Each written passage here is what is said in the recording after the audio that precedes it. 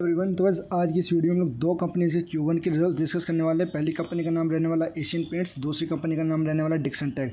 तो कंपनी के results with market expectations discuss करेंगे, साथ में स्टॉक के अंदर कैसी मूवमेंट बन सकती है आने वाले टाइम में, लॉन्ग टर्म के लिए किन लेवल्स पे हमको इन स्टॉक को एक्यूमुलेट करना चाहिए एंड सपोर्ट एंड रेजिस्टेंस क्या रहने वाले हैं।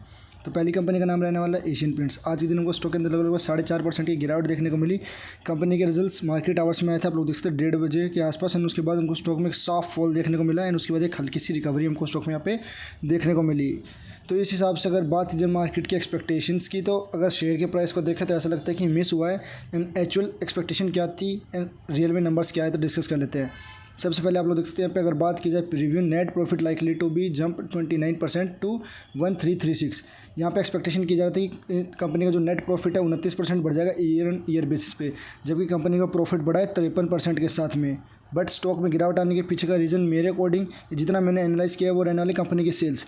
तो कंपनी की सेल्स एक्सपेक्ट की जा रही थी, आप लोग यहाँ पे देख सकते हो 9340 की, बट एक्चुअल सेल्स कंपनी की है 9182 की। यहाँ पे आप लोग देख सकते हैं। तो डिटेल में एक बार फिर से हम क्वार्टरली बेसिस पे ग्रोथ देख लेते हैं। जिस चीज़ की वजह से स्टॉक के अंदर आज की दिन मेरे अकॉर्डिंग पिटाई हुई है वो रहने वाली कंपनी की सेल्स। तो आप लोग देखते हैं क्वार्टरली बेसिस पे हमको कंपनी के अंदर सिर्फ 5% की सेल्स की ग्रोथ देखने को मिली है, फिर लेस देन 5% की सेल्स ग्रोथ। इसके अलावा किसी भी पैरामीटर पर आप लोग कंपनी को देखोगे, कंपनी का ओपीएम के अंदर हमको इंक्रीमेंट देखने को मिलेगा, कंपनी के प्रॉफिट में हमको इंक्रीमेंट देखने को मिलेगा। 25% की क्वार्टरली बेसिस पे ग्रोथ एंड ईयरली बेसिस पे हमको 53% की ग्रोथ देखने को मिली है। साथ में बात की जाए तो कंपनी के ऑपरेटिंग प्रॉफिट यहाँ पे आप लोग ये भी इंक्रीज होते हुए आपको दिखाई दे रहे हैं। तो सभी मार्जिन्स में कंपनी ने अभी के लिए अच्छा परफॉर्म किया है। डेकोरेटिव पेंट्स के अंदर कंपनी का बिजनेस 2x हो चुका है, बट जहाँ पे दिक्कत आ रही है वो रहने वाली है अभी के लिए कंपनी की सेल्स। इस वजह से आई गेस मार्केट ने इसकी पिटाई की है। साथ में एक और रीज़न आप लोग देख सकते हैं, कंपनी का स्टॉक ऑल टाइम हाई के पास चल रहा था। एज ऑफ नाउ अगर बात तो प्रॉफिट भी ऑल टाइम हाई पे तो मैंने नहीं देखे, जस्ट सच बताऊं तो, बट यस पिछले क्वार्टर एंड पिछले ईयर के मुकाबले हाई रहने वाले। तो आई होप कि ऑल टाइम हाई पे कंपनी के प्रॉफिट्स ट्रेड कर रहे होंगे अभी के लिए। कंपनी का स्टॉक अपने रेजिस्टेंस के पास ट्रेड कर रहा था, तो उस वजह से भी हमको बिकवाली देखने को मिली, साथ में सेल्स की वजह से। अगेन अगर स्टॉक के अंदर थोड़ी बहुत गिरावट आपको देखने को मिलती है तो 3200 का एक लेवल रहने वाला है, बहुत ही अच्छा लेवल रहने वाला है लॉन्ग टर्म के इन्वेस्टमेंट के लिए।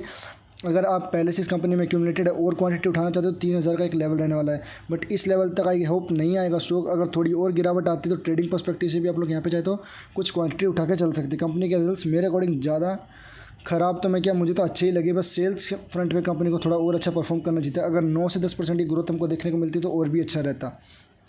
आगे चलते हैं, नेक्स्ट कंपनी की बात कर लेते हैं। कंपनी के स्टॉक के अंदर आज दिन वो 3.25% की तेज़ी देखने को मिली। कंपनी के रिजल्ट्स मार्केट आवर्स के बाद में आए हैं, तो रिजल्ट डिस्कस कर लेते हैं। सबसे पहले कंपनी की सेल्स डिस्कस कर लेते हैं। यहाँ पे लोग कंपनी की सेल्स जो कि पिछले साल थी 2855 की, तो पिछले क्वार्टर में बढ़ी थी, उससे बाद अगर अभी बढ़ती हुई दिखाई देंगी। तो अगर बात ये क्वार्टरली बेसिस पे भी हमको इंक्रीमेंट देखने को मिलेगा, साथ में ईयरली बेसिस भी हमको कंपनी के सेल्स में इंक्रीमेंट देखने को मिलेगा।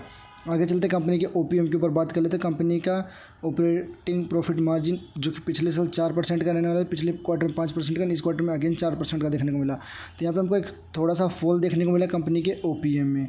आगे चलते बात कर लेते हैं कंपनी के नेट प्रॉफिट क्या रहने वाले, जो कि पिछले साल 45 करोड़ के रहने वाले थे, पिछले क्वार्टर में 81 एंड इस क्वार्टर में 61। तो ईयर ऑन ईयर बेसिस पे हमको कंपनी के स्टॉक में एक अच्छी खासी या फिर कंपनी के प्रॉफिट में ग्रोथ देखने को मिलती है, बट क्वार्टरली बेसिस में डिप देखने को मिलेगा। उसके पीछे का रीज़न मेरे अकॉर्डिंग जो कि वो रहने वाला ओपीएम। लेकिन इस मार्केट को अंदाज़ा था ऐसे कुछ अच्छे रिजल्ट्स आ सकते हैं, मिक्स रिजल्ट मेरे अकॉर्डिंग ये रहने वाले हैं। तो कंपनी के लॉन्ग टर्म की सेल्स या फिर प्रॉफिट ग्रोथ आप लोग यहाँ पे देख सकते हैं। कंपनी की प्रॉफिट ग्रोथ में कोई भी दिक्कत नहीं, कंपनी के प्रॉफिट ऑल टाइम हाई पे चलते हुए अभी के लिए आपको दिखाई देंगे।